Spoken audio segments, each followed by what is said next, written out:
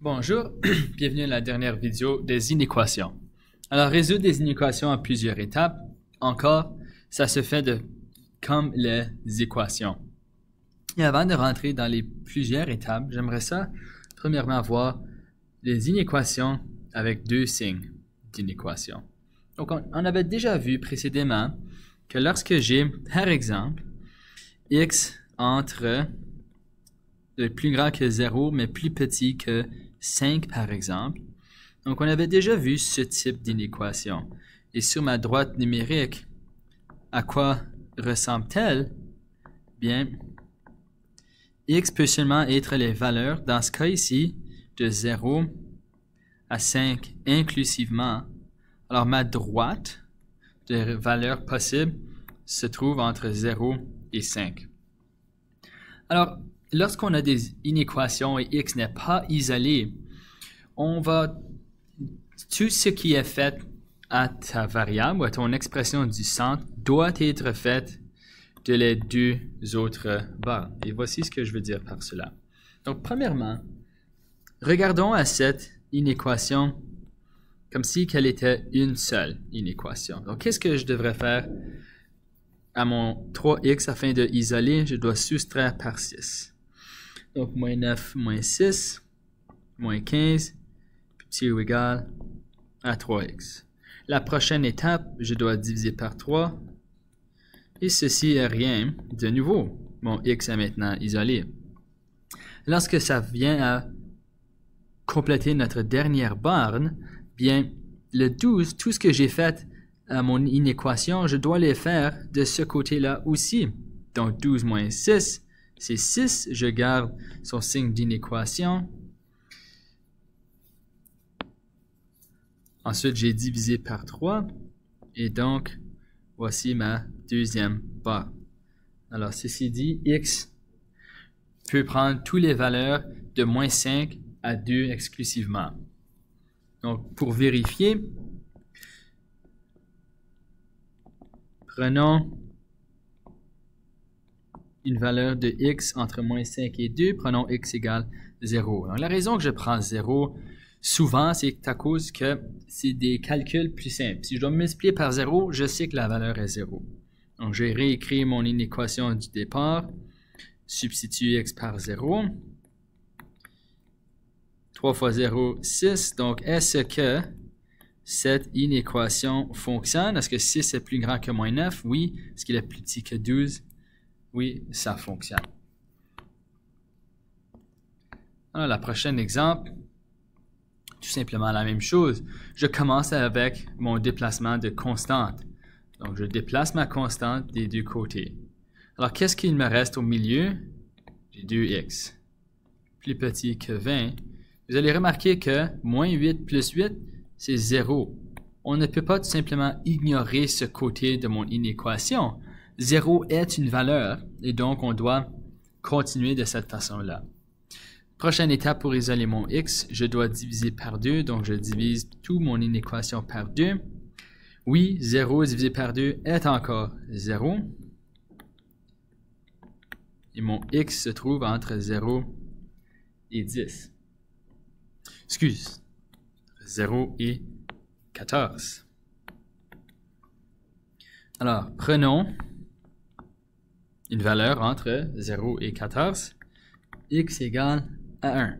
Alors, faites votre travail plus facile. Prenez des valeurs qui sont plus faciles à travailler avec. Donc, je prends mon inéquation du départ, moins 8, plus petit ou égal à 2 fois 1, moins 8, et 20.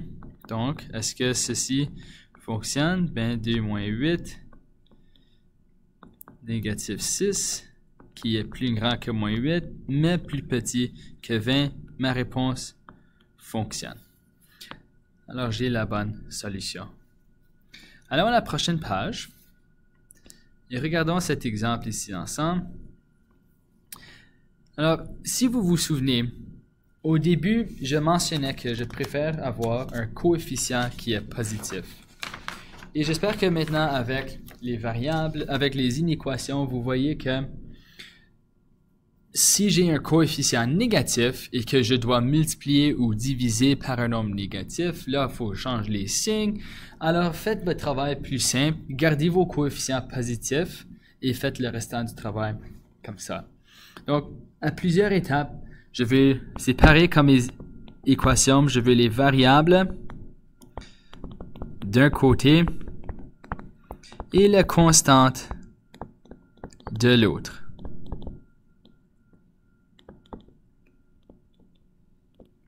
Donc, dans ce cas ici, en analysant la situation, je vois que j'ai négatif 3x et 5x sont des termes semblables que je veux regrouper ensemble. Donc, vous pouvez faire soustraire 5x, soustraire 5x, mais vous donnez plus de travail. Donc, peut-être pour cet exemple, on va le faire de les deux façons. Donc, premièrement, faisons l'addition de 3x. On va garder notre coefficient positif, parce que 5 plus 3, certainement, c'est 8. Et maintenant, je peux soustraire ma constante des deux bords pour avoir x, 8x plus grand ou égal à 48. Je divise par 8, qui est un nombre positif, et mon x doit être plus grand ou égal à 6. Voyons maintenant de l'autre façon. Alors, si on aurait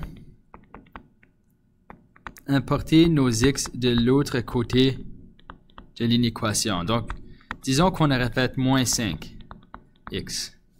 Alors, moins 3x moins 5x, négatif 8x. Et remarquez, je réécris toutes les informations comme je le vois.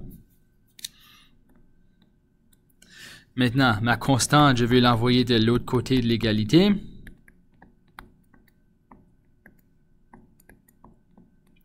Et maintenant, vous voyez que je dois diviser par un nombre négatif.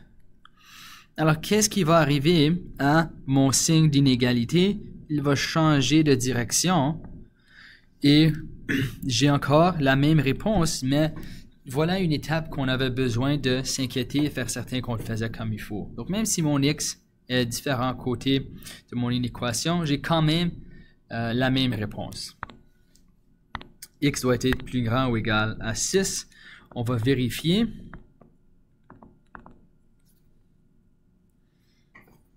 Alors, vérifie avec peut-être x égale 0. Pourquoi pas? Alors, est-ce que moins 3 fois 0, moins 10, est plus petit que 5 fois 0 plus 38. 3 fois 0, c'est 0. 5 fois 0, c'est 0. Et j'ai donc mon inégalité qui fonctionne. Alors, peut-être écrivez-vous une petite note. Alors, utilisez un coefficient positif là où possible. Ça vous sauve un peu de travail et d'erreurs possibles. Alors, merci beaucoup. À la prochaine.